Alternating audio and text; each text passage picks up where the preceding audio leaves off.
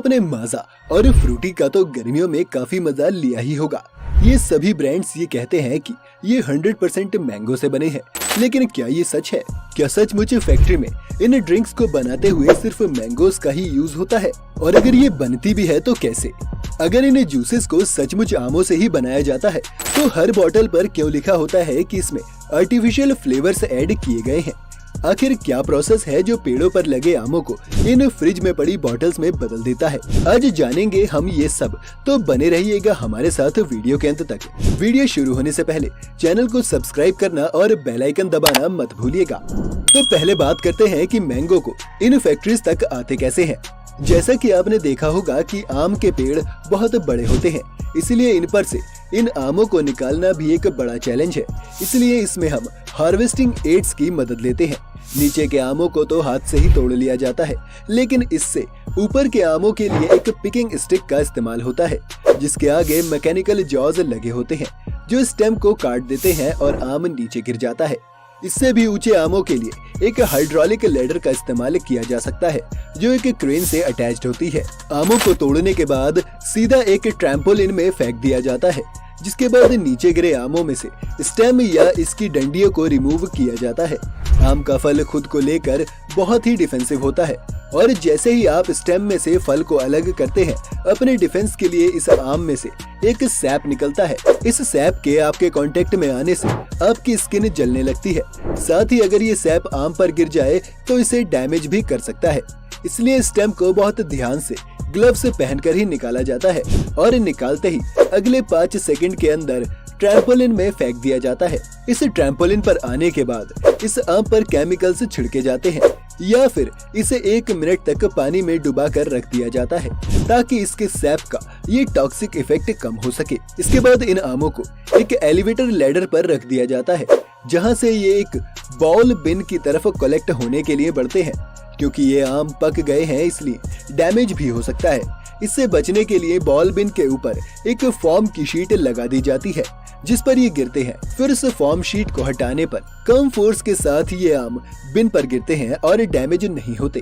इसके बाद इन्हें स्टोर करने के लिए बड़े बड़े स्टोर हाउस में भेज दिया जाता है, और यहाँ से फिर ये फाइनली जूस बनाने के लिए फैक्ट्री में भेज दिए जाते हैं। ट्रक भर कर आम जब फैक्ट्री में आते हैं तो इन्हें अनलोड करने के बाद एक वॉशिंग प्रोसेस से गुजारा जाता है, जिसमें पानी में बहते बहते ये आम फैक्ट्री के अंदर आते हैं।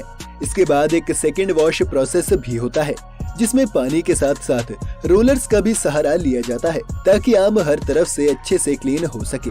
इसके बाद इन आमों को एक प्री हीटिंग और सॉफ्टनिंग प्रोसेस के लिए गर्म पानी में 3 से 5 मिनट तक रखा जाता है। ऐसा करने से आमों पर मौजूद पॉलीफेनॉल ऑक्सीडेज को रिमूव किया जा सकता है। साथ ही इससे आम का कलर और उसका फ्लेवर भी काफी हद तक इम्प्रूव हो जाता है।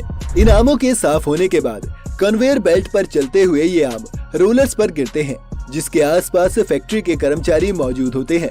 सबसे पहले ये कर्मचारी इन आमों का विजुअल इंस्पेक्शन करते हुए डैमेजेस को चेक करते हैं। अगर कोई भी आम अच्छी क्वालिटी का नहीं है या डैमेज हो गया है तो उसे लाइन से बाहर कर दिया जाता है, और बाकी आमों को उसी लाइन पर छोड़ देते हैं। फिर कर्मचारी इन बचे हुए आमों की टिप्स या ऊपरी भाग को काट देते हैं। यहाँ से ये आम कन्वेयर पर ही आगे बढ़ते हुए एक डेस्टोनिंग मशीन तक पहुँच जाते हैं। ये डेस्टोनिंग मशीन बिना किसी वेस्टेज के बहुत ही एफिशिएंट तरीके से आमों की गुठलियाँ और उसके छिलके को रिमूव कर देती है। जिसके बाद ये एक पल्पिंग और एक्सट्रैक्टर मशीन के अंदर चले जाते हैं। इस मशीन में ये आम से जूस में बदल जाते हैं। अब इसमें 2 तरह के जूसों की कैटेगरी बन जाती है, विद और विदाउट पल्प। इन दोनों ही तरह के जूसेस को निकालने के लिए अलग अलग तरह के फिल्टर्स लगाए जाते हैं। इस जूस को निकालने के बाद अब बारी है इसे एक जूस डिग्रेसर में भेजने की, जहां पर इस जूस में से सभी एयर पार्टिकल्स को रिमूव किया जाता है, ताकि जूस में ट्रैप्ड ऑक्सीजन इसे ऑक्सीडाइज्ड करके खराब न कर दे।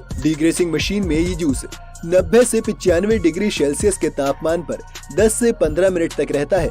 अभी इस मैंगो जूस के साथ एक परेशानी ये भी है कि इसकी डेंसिटी बराबर नहीं है। साथ ही इसमें कुछ छोटे और कुछ बड़े पार्टिकल्स हैं, जो आपके जूस का टेक्सचर खराब कर सकते हैं। इस समस्या से निपटने के लिए इसे एक होमोजेनाइजर मशीन में डाला जाता है, जहां 20 से 25 मेगापास्कल के प्रेशर पर इसे 2 से 3 बार होमोजेनाइज किया जाएगा। इस प्रोसेस के बाद बड़े से बड़े पार्टिकल्स भी 1 से 5 माइक्रोमीटर के साइज के हो जाते हैं।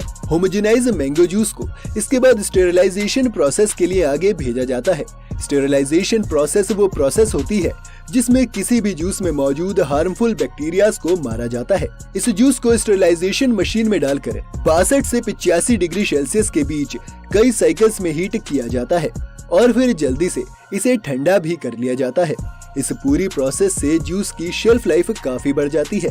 इस जूस को इसके बाद बड़े बड़े स्टोरेज टैंक्स में स्टोर करके रख लिया जाता है ताकि जब सीजन खत्म हो तब भी कंपनी के पास जूस बेचने के लिए हमेशा जूस रहे।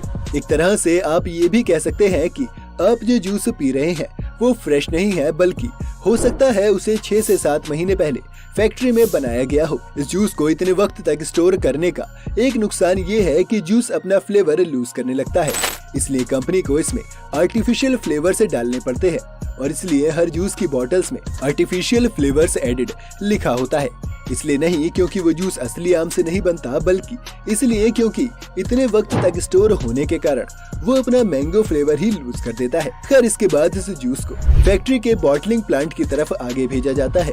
यहाँ एक ऑटोमेटेड प्रोसेस सबसे पहले बोतल्स को धोकर अच्छे से स्टेरिलाइज कर लेता है और उसके बाद इन बॉटल्स में जूस को भरकर कैप्स को भी एक ऑटोमेटिक मशीन लगा देती है।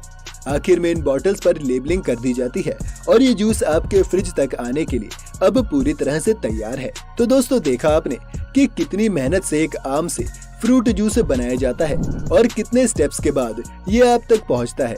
उम्मीद है इस वीडियो से आपने कुछ नया जरूर सीखा होगा। ऐसे ही और वीडियोस देखने के लिए चैनल को सब्सक्राइब करें और अगर ये वीडियो आपको पसंद आया हो तो वीडियो को लाइक करना और बेल आइकन दबाना मत भूलिएगा।